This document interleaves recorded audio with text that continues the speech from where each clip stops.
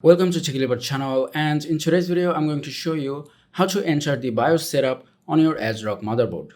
Now from your desktop, all you need to do is just restart your computer. So just go to start and then click on restart from here and wait for the screen to go black.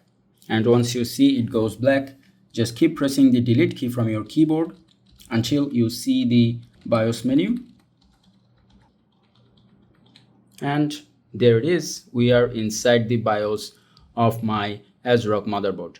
Now from here you can just go to the security tab where you can access the secure boot and other stuff, and then also you can go to the boot tab, and in here you can change the boot options and also enable or disable fast boot and some other things.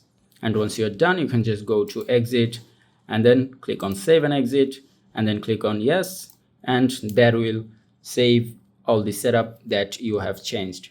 And that is how you can enter the BIOS setup in your ASRock motherboard. I hope this video was helpful. If it was, please give it a thumbs up and don't forget to subscribe.